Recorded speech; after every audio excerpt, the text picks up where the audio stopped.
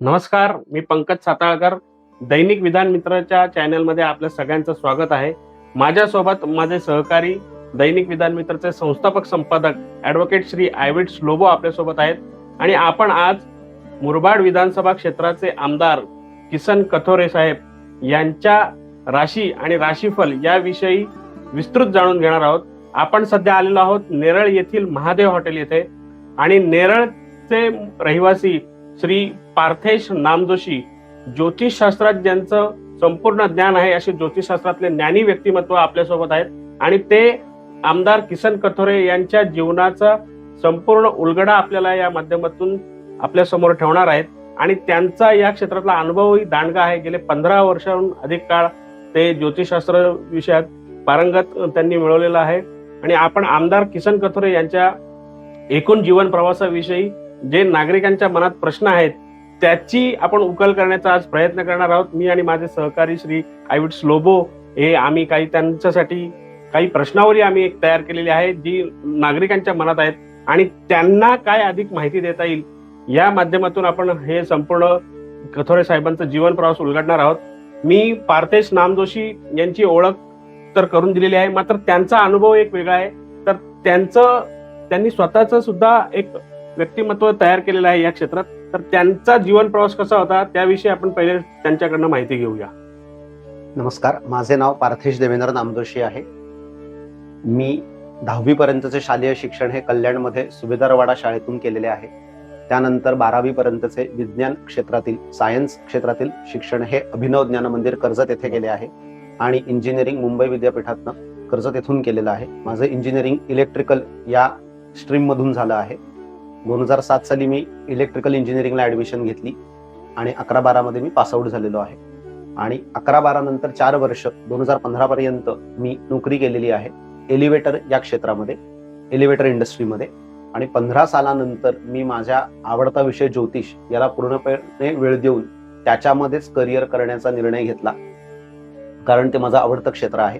2007 सालाच्या अगोदर 2005 साली ज्या वेळेला कल्याणवरून आम्ही नेरळमध्ये राहायला आलो त्यावेळेपासूनच ज्योतिषशास्त्रातल्या वेगवेगळ्या विषयांवरती अभ्यास करणे, त्याची सखोल माहिती घेणे, ज्ञान संपादन करणे हे काम मी करायला सुरुवात केली, कारण या विषयाची आवड मला जन्मतःच आहे. माझे वडील आणि माझ्या वडिलांचे वडील म्हणजे त्यांचे सख्खे बंधू राजाराम नामजोशी यांना ज्योतिषशास्त्रामधलं, पारंपरिक ज्योतिषशास्त्रामधलं ज्ञान अतिशय सखोल होतं. ते ज्ञान अनुवांशिकतेने माझ्या वडिलांकडे आलं आणि माझ्या वडिलांकडून ते ज्ञान माझ्याकडे आलं. त्यामुळे ज्योतिषशास्त्राचं ज्ञान आणि त्याच्याबद्दल असलेला वारसा आमच्या नामजोशांच्या घराण्यामध्ये पिढ्यानपिढ्या आहे. त्यामुळे वडिलांकडनं 2005 सालापासून मी ज्योतिषशास्त्रामध्ये अध्ययन घेण्यास सुरुवात केली. त्यानंतर 2015 मध्ये एका कार्यक्रमामध्ये माझी भेट ही ज्योतिषशास्त्रामध्ये अतिशय दांडगा अनुभव असलेले, म्हणजे ज्यांना ज्योतिषशास्त्रामध्ये 25 वर्षापेक्षाही अधिक अनुभव आहे आणि ज्यांनी ज्योतिषशास्त्राचा अतिशय सखोल अभ्यास केलेला आहे, अतिशय ज्ञान आहे, अशा उषा भालिंगे, आदरणीय उषा भालिंगे यांच्याशी माझी भेट झाली आणि तिथून माझ्या अध्ययनाला अजून एक उंची प्राप्त झाली आणि त्यानंतर मला त्यांच्यामुळे ज्योतिषशास्त्रामध्ये अजून सखोल ज्ञान प्राप्त झाले, जे त्याआधी प्राप्त झाले नव्हते. तर मी आपणास विनंती करतो की आपण कथोरे साहेबांविषयी जे काही प्रश्न विचारणार आहात, जे या क्षेत्राला धरून आहे ज्योतिष क्षेत्राला, ते विचारण्यास सुरुवात करावी. आमदार किसन कथोरे यांची जी मुद्रा आहे याकडे बघून आपल्याला काय त्यांच्या व्यक्तिमत्वाविषयी अधिक माहिती देता येईल? किसन कथोरे साहेबांचा जो चेहरा आहे त्या चेहऱ्याची ठेवण आणि चेहऱ्याची आकृती सांगते की त्यांच्या चेहऱ्याचा हनुवटीचा भाग जो आहे तो अतिशय त्रिकोणी आणि टोकदार असा आहे. तसेच चेहरा हा अंड आकृती आहे, म्हणजे चेहऱ्यावरून आपल्याला लक्षात येईल की त्यांची रास ही तूळ आहे आणि त्यांचा एकंदरीत डोळ्याचे आकर्षण आणि डोळ्याची ठेवण सांगते की त्यांचं तूळ रास स्वाती नक्षत्र आहे. पुढील प्रश्न. आमदार किसन कथोरे हे राजकीय क्षेत्रात सध्या यशस्वी आहेत, तर त्यांच्या यशामागची तर गणित तुम्ही सांगाच, मात्र ते जर का या क्षेत्रात नसते तर त्यांनी आणखी कोणत्या क्षेत्रात अजून पारंगत झाले असते? मगाशी म्हटल्याप्रमाणे मी चेहऱ्यावरून त्यांची राशी सांगितली की तूळ रास स्वाती नक्षत्र आहे. साहजिकच ज्योतिषशास्त्रामध्ये तूळ राशीवरती शुक्राचा अंमल आहे, तर शुक्र हा त्या राशीचा स्वामी आहे. तर शुक्र काय दर्शवतो?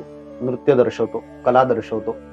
तसेच कोणत्याही प्रकारचं शास्त्र, कारण शुक्राचा पौराणिक मंत्र आहे, हिमकुंद मृणालाभम दैत्यानाम परमं गुरुम सर्वशास्त्र प्रवक्तारम भार्गवम प्रणमाम्यहम.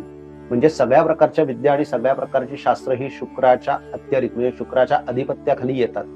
म्हणजे मंत्रतंत्र विद्या असेल, धार्मिकता असेल, कोणत्याही प्रकारची विद्या ही शुक्राच्या देखरेखाली येते. म्हणजे ते जर राजकीय क्षेत्रामध्ये नसते तर ते उत्तम वकील झाले असते, उत्तम वकील नसते झाले तर शैक्षणिक क्षेत्रामध्ये असते, आणि जर ते शैक्षणिक क्षेत्रात नसते तर सामाजिक क्षेत्रामध्ये, कारण तुळ रास ही शुद्रवर्णाची रास आहे, वायुतत्वाची रास आहे, तर ते सामाजिक क्षेत्रामध्ये उंच स्तरावरती कार्य करताना आपल्याला आढळून आले असते. कारण त्यांचं जन्म नक्षत्र स्वामी हा राहू आहे आणि ते स्वाती नक्षत्र आहे, आणि राहू हा कलियुगाचा राजा आहे आणि राहू हा सामाजिक ग्रह आहे.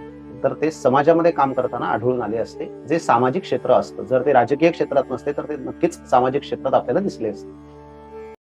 नामदोशी साहेब, नेहमी असं आढळून आलंय की आमदार किसन कथोरे साहेब म्हणजे पूर्वी पंचायत समिती म्हणा, जिल्हा परिषदेची निवडणुका म्हणा, किंवा आता विधानसभेच्या निवडणुका, नित्य नियमाने जेव्हा निवडणूक येते त्यावेळेला त्यांना कुठलं तरी अंतर्गत कल किंवा असे विरोधात काही माणसंही तयार होतात. अचानकपणे काहीतरी वातावरण तयार होतं आणि बघता बघता बघता तर बघता त्रासदायक वातावरण तयार होतं. परंतु ते अशा पद्धतीने ते याला कलाटणी देतात आणि ते यशस्वीपणे त्यातनं बाहेर येऊन एक विजयी मुद्रेने लोकांना संबोधतात आणि त्यांची नेहमीच मतदान जे टक्केवारी पण वाढते, सरासरी वाढते, म्हणजे मोठ्या प्रमाणात त्यांना यश मिळत राहतं. या मागचं आपल्या या शास्त्रानुसार काय आपलं म्हणणं आपण मांडू शकतो? प्रश्न अतिशय उत्तम आहे लोबो सर तुमचा. प्रश्नाचं उत्तर असं देईन की बघा, तूळ राशी त्यांची आहे आणि स्वाती नक्षत्र आहे. तर तूळ राशीच्या व्यक्तींचा स्वभाव कसा असतो हेही मी तुम्हाला सांगतो. त्या स्वभावातच तुम्ही विचारलेल्या प्रश्नाचं उत्तर आहे. तूळ राशीचा स्वभाव हा सर्वांना बरोबर घेऊन काम करण्याचा असतो. म्हणजे तूळ राशीची व्यक्ती लोबो सरांचं पण ऐकेल, तूळ राशीची व्यक्ती सातळकर सरांचं पण ऐकेल, तूळ राशीची व्यक्ती माझं पण ऐकेल. कारण तुळेचं चिन्ह काय आहे जर तुम्ही नीट पाहिलं असेल कधी, तर तुळेचं चिन्ह आहे तराजू. म्हणजे दोन्हीही गोष्टी बॅलन्स करून चालणे. म्हणजेच तूळ राशीचे लोक काय करतात, समाजातल्या सगळ्या लोकांना बरोबर घेऊन चालण्याचा प्रयत्न करतात. प्रत्येकाचा ते विचार घेतात आणि मग त्याच्यातून चांगलं काय आहे, पॉझिटिव्ह काय आहे आणि ती व्यक्ती आपल्यासाठी काय करू शकते पॉझिटिव्ह, असा विचार ते करतात. म्हणूनच ते लोक यशस्वी होतात. दुसरं असं की तूळ राशीचे लोक हे मुत्सुद्धी असतात आणि धुरंधर राजकारणी असतात. याचं कारण आहे की तुळेमध्ये येणारं जे नक्षत्र आहे स्वाती, हे देवगणी आणि शुभ नक्षत्र आहे आणि ज्याचा मालकच मुळात राहू आहे. त्यामुळे राहू हा राजकारणाचा कारक आहे आणि तो कलियुगाचा राजा आहे. म्हणजेच काय तर मोर्चे बांधणी करणे, त्यानंतर मुत्सुद्दीपणा आणि कोणत्याही गोष्टीची त्या ठिकाणी मोर्चे बांधणी ही पुढील काही वर्षांसाठी आधीच करून ठेवणे, ज्याला आपण उत्तम प्रकारचे प्लॅनिंग असं म्हणू शकतो. हे तुळशी राशीच्या लोकांना का असतं अवगत? कारण शुक्राचा मंत्र मी मगाशीच म्हटल्याप्रमाणे सर्वशास्त्र प्रवक्तारम भार्गवम प्रणमाम्यहम, शुक्राला सगळ्या प्रकारच्या शास्त्रांचं त्या ठिकाणी ज्ञान आहे असं म्हटलेलं आहे. मग प्लॅनिंग करणे, बौद्धिक क्षमतेने गोष्टी आधीच रचून ठेवणे, हे काम शुक्र उत्तमरित्या करू शकतो. आणि त्यात शुक्राच्या राशीत येणारं नक्षत्र हे राहूचं आहे. त्यामुळे राहूला कुठल्याही गोष्टीचं आकलन पटकन होतं. आणि म्हणूनच, कारण राहू हा एकमेव ग्रह असा आहे नवग्रहांमध्ये जो छायाग्रह आहे आणि तो ज्या ग्रहाबरोबर जाईल अथवा तो ज्या राशीमध्ये बसेल त्या राशीचा जो स्वामी असेल त्याप्रमाणे तो रूप धारण करू शकतो. म्हणजे तो शुक्राच्या राशीत बसला तर तो शुक्राचं रूप धारण करेल, तो जर गुरुच्या राशीला बसला तर तो गुरुचं रूप धारण करेल. म्हणूनच शुक्राची ती राशी असल्यामुळे आणि राहूचं ते नक्षत्र असल्यामुळे कथोरे साहेबांना मोर्चे बांधणी करणं किंवा कोणत्याही गोष्टीचं प्लॅनिंग आधीच करून ठेवून व्यक्तीला ओळखणं, हेरगिरी करणं हे अत्यंत उत्तम जमतं आणि त्यामुळेच ते यशस्वी होतात. अच्छा, म्हणजे शत्रूंवर त्यांना सहजरित्या मात करता येते 3 गोष्टींमुळे. परत एकदा आपण लक्षात घेऊया. एक म्हणजे मुत्सुद्दीपणा, दुसरा म्हणजे शुक्राला सर्व शास्त्रांचं ज्ञान असल्यामुळे मोर्चे बांधणीपणा, आणि तिसरा म्हणजे राहूचं जे देखरेख करण्याचं काम आहे. म्हणजे लोकांना असं वाटतं की आपल्यावरती त्यांची नजर नाहीये, पण त्यांच्या नकळत, लोकांच्या नकळत कथोरे साहेबांची त्यांच्यावरती नजर असते आणि जी त्यांना समजून येत नाही आणि तीच त्यांना निवडणुकीच्या वेळेला कामाला येते. धन्यवाद.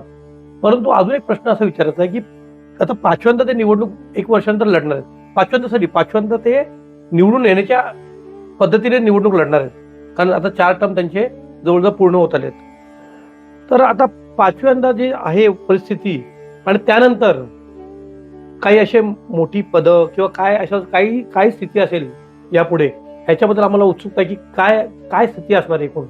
बघा, सध्या आपण किसन कथोरे यांच्या राशीविषयीच फक्त बोलत आहोत की त्यांची तुळ रास स्वाती नक्षत्र आहे. आपल्याकडे त्यांची सध्या जन्मलग्न कुंडली नाही. तर राशीचा जर आढावा घेतला फक्त, तर विचार केला तर 2024 मध्ये विधानसभेच्या निवडणुका या येऊ घातलेल्या आहेत. 2024 मध्ये विधानसभेच्या निवडणुका होतील. त्यावेळेला त्यांच्या राशीच्या पंचम स्थानातून शनी सारख्या मोठ्या ग्रहाचं भ्रमण असणार आहे. तुळ राशीला शनी हा योगकारक असतो. याचं कारण असं आहे की तुळ राशीच्या पंचम स्थानामध्ये शनीची रास पडते आणि तुळ राशीच्या चतुर्थ स्थानामध्ये ही शनीची रास पडते. तुळ राशीच्या चतुर्थ स्थानात शनीची पडणारी राशी ही मकर आहे. मकर ही अत्यंत सामाजिक, सोशिक आणि अत्यंत कष्टकरी अशी राशी आहे. कारण कालपुरुषाच्या कुंडलीत ती राशी दशम स्थानात पडते आणि त्याचा प्रतिनिधित्व मालक हा संपूर्णपणे शनी ग्रह आहे. आणि कुंभ राशी ही शूद्रवर्णाची राशी परंतु बौद्धिक राशी आहे, जी कालपुरुषाच्या कुंडलीत इच्छापूर्ती स्थानात एकादश भावात पडते. आजच्या कलियुगामध्ये एकादश स्थानाला महत्व फार आहे. सतयुगामध्ये एकादश स्थानाला विशेष महत्व नव्हतं, कारण एकादश स्थान हे जसं लाभाचं आहे, इच्छा मनोकामना पूर्तीचं आहे, तसंच ते रोगाचं पण आहे. कारण षष्ठ स्थानापासून ते षष्ठ स्थान आहे, म्हणून ते रोगाचं स्थानही होतं. परंतु अटल बिहारी वाजपेयी यांच्या पत्रिकेचा जर आपण आढावा घेतला तर त्यांचं तुळ लग्न, वृश्चिक रास आणि अनुराधा नक्षत्र होतं. आता तुळ लग्नाचा जर विचार केला तर तुळ लग्नाच्याही पत्रिकेमध्ये पंचम स्थानामध्ये शनीची राशी आणि चतुर्थ स्थानात शनीची राशी येते. पंचम स्थानावरनं काय विचार होतो? सत्तेचा विचार होतो. आणि चतुर्थ स्थानावरनं पब्लिकचा सपोर्ट तुम्हाला किती आहे त्याचा विचार होतो. राजकारणामध्ये निवडून यायचं असेल तर या दोन्ही गोष्टी फार महत्वाच्या आहेत. एक म्हणजे सत्ता आणि दुसरी महत्वाची पब्लिकचा सपोर्ट तुम्हाला किती आहे. आता कालपुरुषाच्या कुंडलीप्रमाणे तुळ राशीच्या पत्रिकेमध्ये गोचर भ्रमण शनीचं 2025 सालपर्यंत हे पंचमातून राहणार आहे, म्हणजे जे अतिशय उत्तम आहे. षष्ठ स्थानामध्ये, त्यानंतर षष्ठ स्थानामध्ये पुढील 1.5 वर्ष म्हणजे ऑक्टोबर 2023 नंतर 1.5 वर्ष षष्ठ स्थानामध्ये राहूचं भ्रमण राहणार आहे, जे त्यांना शत्रूला पराभूत करण्यासाठी अतिशय सहाय्य ठरेल. आणि गुरुसारख्या ग्रहाचं भ्रमण हे धनस्थानावरनं राहणार आहे, जे त्यांच्या वाचेला अथवा त्यांच्या वक्तृत्वाला एक प्रकारची उत्तम ऊर्जा प्रदान करेल. म्हणजे या तिन्ही मोठ्या ग्रहांचं भ्रमण येणाऱ्या काळामध्ये त्यांच्या राशीनुसार, जन्म लग्न कुंडलीप्रमाणे नाही, त्यांच्या राशीनुसार त्यांना अनुकूल आहे. त्यामुळे ते निवडून येण्याची शक्यता या 3 गोष्टींमुळे दाट निर्माण आहे. तुम्ही शक्यता वर्तवली आहे निवडून याची, चांगलीच गोष्ट आहे. परंतु पुढचा प्रश्न आम्हाला शक्यता याच्यासाठी परत म्हणेन, शक्यता याच्यासाठी की सध्या आपल्याकडे त्यांची जन्म लग्न कुंडली नाही. ओके, हे सगळं आपण अनालिसिस त्यांच्या राशीवरून करत आहोत, त्यांच्या मुद्रेवरनं त्यांच्या राशीवरनं करत आहोत की त्यांची रास तुळ आहे आणि नक्षत्र स्वाती आहे. आणि राशीला येणारे ग्रह, गोचर ग्रहांचं भ्रमण, गोचर म्हणजे चालू वर्षीचं ग्रहांचं भ्रमण, ते निवडणूक लढेपर्यंत कसं आहे याचा जो आपण आढावा घेतलाय की शनी राशीच्या पंचमातून जाणारे, राहू राशीच्या षष्ठातून जाणारे आणि गुरु हा राशीच्या अष्टमातून जाणारे, हे जे भ्रमण आपण पाहत आहोत, या भ्रमणानुसार आपण आढावा घेतला आहे की ते निवडून येण्याची शक्यता दाट आहे. आता जन्मलग्न कुंडलीचा जर आपण अभ्यास केला तर आपल्याला अधिक सखोल माहिती घेता येईल. बरं साहेब, आम्हाला अजून एक प्रश्न विचारला होता तुम्हाला की कतोरे साहेबांसारखं दुसरं राष्ट्रीय पातळीवरचं असं कुठलं व्यक्तिमत्व तुम्हाला असं साजेसं वाटतं की त्याची तुलना तुम्ही म्हणजे एक्झॅक्टली आपण अशी तुलना कोणाशी करू शकाल तुम्ही की ती व्यक्तिमत्व तुम्हाला दिसून, त्याची छटा किसन कथोरे साहेबांच्या एकूणच व्यक्तिमत्वावर दिसून येते या टोटल अनालिसिस नुसार? जे एक उत्तम उदाहरण आहे, परंतु ती व्यक्ती राजकीय क्षेत्रातलीच आहे आणि त्यांनी राजकीय क्षेत्रामध्ये उत्तम कामगिरी आजवर केलेली आहे. परंतु लोबोसाहेब आता ती व्यक्ती हयात नाही.